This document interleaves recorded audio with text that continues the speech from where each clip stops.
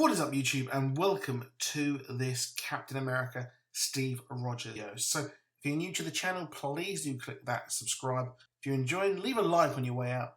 And of course, if you already are a subscriber, please do click that little bell button next to subscribe, just so you get notifications so you never miss out on a video. So all manner of mentalness is going on inside the Marvel Comics right now, mainly in Captain America's side of things. So the Captain America Steve Rogers comic has definitely been one of the best titles, if not the best, of Marvel's line in the last, in my opinion. Now, this was obviously a humongous gimmick. Turning Steve Rogers to Hydra is one of the biggest things they could ever do, in my opinion, in Marvel Comics. Now, it did turn out as a bit of a cop-out, so I'm going to explain what is going on and how the hell he's become the Hydra. So last year was the whole big celebration for Captain America. We've got a few.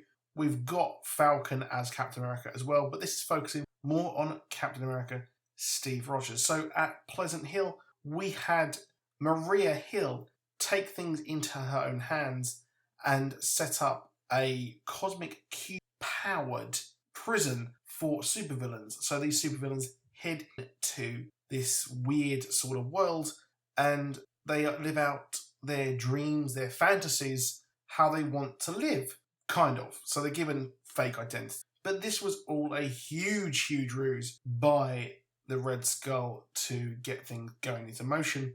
And he has had Professor X's brain inside his Red Skull since 2012.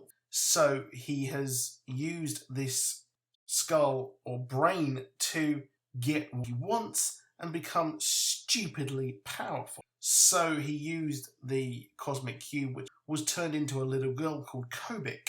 And then what happened is they were able to manipulate reality, manipulate Captain America, and make him think he has been Hydra his whole life. So this is what Captain America Steve Rogers, that title, that book, has been following. It's been following his whole now new aim to make Hydra great again, and also gives us a brand new backstory for this new reality. Now, he has always had Red Skull as a problem. So what has happened is he has, behind the scenes, been working to take out the Red Skull. And what is quite funny is that, well, the Red Skull set up this whole thing to have Steve Rogers to become his lapdog, which never actually worked.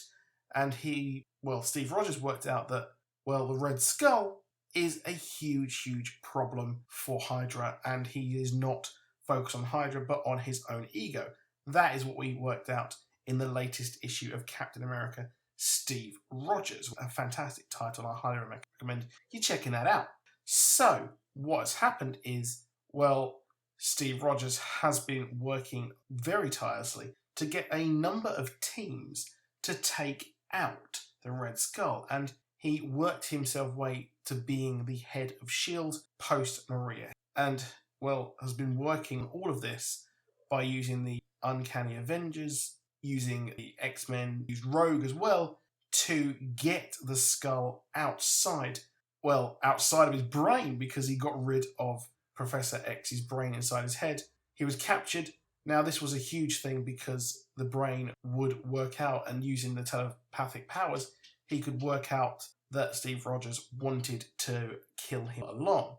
Now, with that gone, and with Red Skull now in custody, he took him out and then killed him with Sin and Madame Hydra around him. They bent the knee, and Steve Rogers has become the leader Hydra. All because the Red Skull wanted to use Captain America for his own gain, which didn't work out one bit, and just goes to show just how strong and willing and how loyal he actually is to whatever he to. So this is absolutely mental as well. We've also got Sokovia as well, is the property now of Hydra. So it's not looking good at all. Now, this is all going to lead into the Captain America, I'm not really sure if it's going to be a Captain America event, but it will probably be a huge publishing-wide initiative this summer called Secret Empire, which will set up, and I'm not sure, but Captain America will reveal his identity as being Hydra, and Hydra will take over the entirety of America and is going to parallel the current politics, or perception of the politics at least, in America. Now, this is, of course, being mirrored in Agents of S.H.I.E.L.D., where they have set in the framework, which is a kind of Matrix-style thing, and they are living out a world where Hydra control, and S.H.I.E.L.D. is not in the best books. So that's pretty neat there. So if you're not checking that out, you can go and check that. But having this as well in these shows is really, really cool. And the comic is really neat as well. And it looks like Captain America will obviously now become the proper de facto leader of Hydra, taking over Red Skull. And like I said, he is going to take over and create his own ideal vision of the world. Now, there are a few people who actually know who he is. So that's not looking good at all for him. And, well, there are the word getting out as to what is happening there. So that'll be the kind of resistance there. And these people, they're not Hydra. So that's going to be sweet as well. And I'm excited to see just where that will head towards. So that's it for this video. Please do drop a like. Please do subscribe. I'll see you soon. And goodbye.